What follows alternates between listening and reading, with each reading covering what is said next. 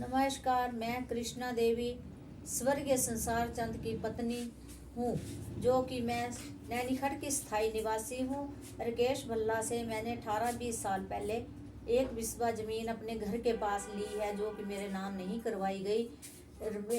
जगदीश अरोड़ा ने 259 नंबर की निशानदेही करवाई है। रमेश पटवारी तुनुहट्टी, कानगो ककीरा पवन कुमार नैनीखट के पटवारी हैं, जो कि गलत निशानदेही करके गए हैं। मैं बीपी शुगर की मरीज हूँ, जो कि मेरे से ज़्यादा बोला नहीं जाता। मैं इसके विषय में मेरी बेटी अमृता चौधरी बात करेगी। नमस्कार साथियों, आज मैं आपके सामने एक बार फिर से रूबरू हुई हूँ। अमृता चौधरी, जो एक पत्रकार हूँ। आज मैं आपको एक विशेष मुद्दे के साथ आपके समक्ष आई हूँ, जो कि मेरे ही घर का है। जो पहले जिन्होंने बात की वो मेरी माताजी कृष्णा देवी हैं और मैं उनकी बेटी अमृता।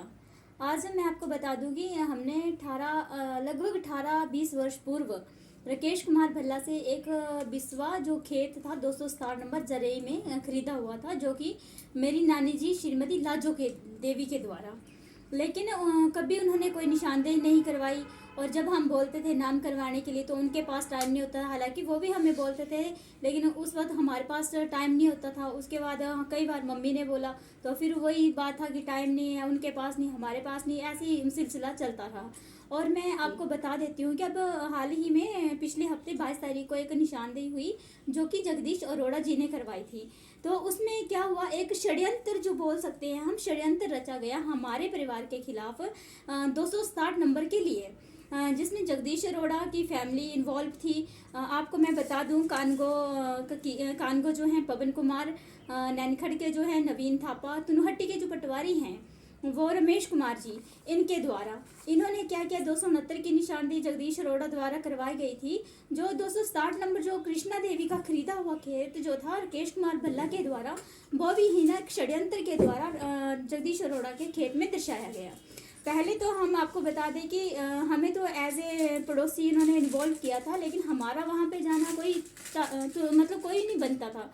राकेश कुमार भल्ला थे, उनकी फैमिली इन्वॉल्व थी, क्योंकि उन्हीं के नाम खेत था तो उनके आसपास के नंबर थे, उन्हीं को जाना था। लेकिन खरीदा हमें था, तो हमें भी एज ए नीना देवी जो हमारी वार्ड मेंबर है, उन्होंने हमें फ़ोन किया, यहाँ पे निशानदेही हो रही है, आप भी आ जाओ। हम भी एक पड़ोसी होने के नाते वहीं पे चले गए। तो आपको मैं बता दूं कि जैसे हम वहीं पे पहुंचे तो जैसे मैं पहुंची वहीं पे, तो मुझे उनके चेहरे देख के ऐसे लग रहा था कि यहाँ पे कोई बहुत बड़ी गेम होने वाली है। लेकिन फिर भी मैंने सोचा निशानदेही हो रही है, ये हर बार गेम करके जाते हैं कानगो पटवारी, शायद इस बार ना करें। तो इन्होंने क्या किया, नीचे से एक नाले से निशानदेही करते करते आप पहुँचे 267 नंबर में। जहाँ जैसे 267 नंबर में पहुँचे, इन्होंने मिली भगत षड्यंत्र जो रचा हुआ था कानगो पटवारियों के द्वारा और जगदीश अरोड़ा के द्वारा, जो 267 नंबर था वो 269 में दर्शाया गया। उस वक्त तो हमें इसकी भनक थोड़ी बहुत चल गई थी, लेकिन उस वक्त हमने खुंडियाँ लगा के गई है 267 नंबर में।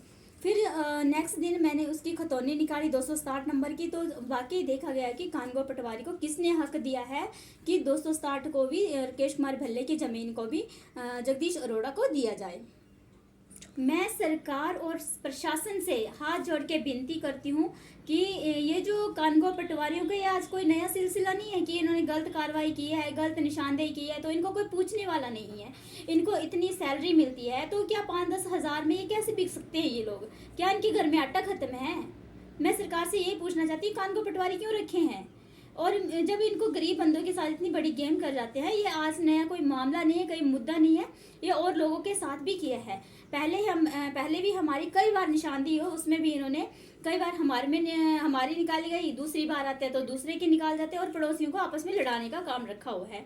मैं सरकार और प्रशासन से यही मांग करती हूँ, ये जो कानगो पटवारी हैं, इनके ऊपर एक स्ट्रिक्टली एक्शन लिया जाए और इन देशों को कड़ी से कड़ी सजा दी जाए। और मैं आपको बता दूं कि ये राकेश कुमार भल्ला कि जब हमने घर में गए तो उनसे फ़ोन पे संपर्क भी किया, तो उन्होंने बोला जो मेरी बेटी है नेशनल हाईवे की जेई कनुप्रिया भल्ला, वो ही इस मैटर को सॉल्व करेगी, वो ही आपके नाम ज़मीन करवाएगी।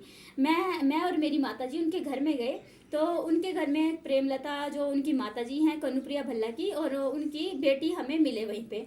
तो उन्होंने बोला आंटी आप उस ज़मीन पे कब्जा करो, हमने आपको दी है तो आपके नाम हम बहुत ही जल्द करवा देंगे। अभी ये मेरे दादा के नाम ज़मीन है, फिर पापा के नाम होगी, पापा के बाद आपके नाम करवा दी जाएगी। फिर हमने उसके बाद फिर ये जो लड़ाइयों का सिलसिला चलता रहा, तो फिर हमने ये हमारे जो उप प्रधान है संजीव कुमार के पास मैं ये मुद्दा लेके गई। हालांकि मैं डीसी साहब चंबा के पास भी गई अपनी मदर को लेके, उसमें टाइम लगेगा, वो दूसरी पार्टी मान नहीं रही है, आपके नाम नहीं है, आपके फलाना नहीं। अगर हमने खरीदी है तो कब्जा तो हमारा है, दूसरी पार्टी एग्री है ज़मीन देने को, तो उसमें आपको क्या प्रॉब्लम आ रही है। तो आज हमने कल भी हमने संजीव कुमार जी से बात की, जो हमारे पंचायत प्रधान हैं।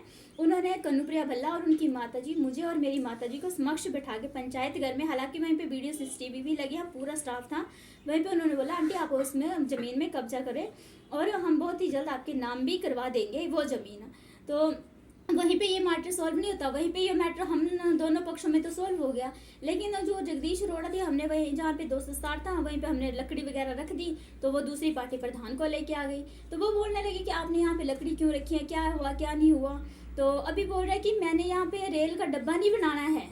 जो उषा अरोड़ा है बोलती ये जो ज़मीन है आप जो 260 नंबर हमारा है, ये आप हमें दे दो तो हमारा अच्छा घर बन जाएगा, मैंने रेल का डब्बा नहीं बनाना है। मैडम आप अपनी ज़मीन में अपना महल बनाएं, घर बनाएं, कुछ भी बनाएं, वो आपकी परेशानी। ये थोड़ा ना कि आप महल बनाएंगी तो गरीबों की खरीदी हुई जगह पे बनाऊंगी, ऐसा तो नहीं है। और मैम इस मैडम ने आज भी मुझे धमकी दी है। आज मैं जब देख रही थी जहाँ पे हमने वो सामान रखा हुआ है, वहीं पे अंदर की तरफ जो बाहर की तरफ पहाड़ी निकली उसके अंदर की तरफ खुदाई कर रहे हैं। तो जैसे ही मैंने तुरंत देखा, उनके मजदूरों को बोला कि सर ये तो गलत हो रहा है, इसको ठीक करो, ये तो अच्छी बात नहीं है, ऊपर से आप नीचे खनाई करोगे तो वो सारा मटेरियल नीचे आ पड़ेगा। तो ये औरत आ गई और मुझे धमकियाँ लग पड़ी देने कि मैडम मैं तो आपका लाइसेंस रद्द करवा दूंगी। मैम आप कौन होते हो मेरे लाइसेंस रद्द करवाने? एक तो 420 का कार्य आप करते हो, आपकी पूरी फैमिली करती है, और मेरी फैमिली को इन्वॉल्व क्यों कर रहे हो? और मेरी सिस्टर और मेरी छोटी भाभी जो अभी कुछ हालत ठीक नहीं है, उनको भी इन्वॉल्व कर रही है क्योंकि वो प्रेग्नेंट है। अभी हमने धूप में बैठना, अपने घर में बैठना, तो ये बोलते आप बच्चों को आगे क्यों नहीं करके आते हो, लड़कों को क्यों नहीं करते हो? अगर प्रशासन और सरकार से मांग करती हूँ कि लड़कियाँ इतनी आगे जा रही हूँ कि एक माँ के लिए एक बेटी आगे नहीं आ सकती है, ये कौन होते हैं मुझे बोलने वाले? और मैं यही बोलती हूँ कि इन सभी के खिलाफ कड़ी से कड़ी एक्शन लिया जाए, इन सभी दोषियों को कड़ी से कड़ी सजा दिया जाए, और ये जो 260 नंबर है ये हमें वापस कर दिया जाए। धन्यवाद।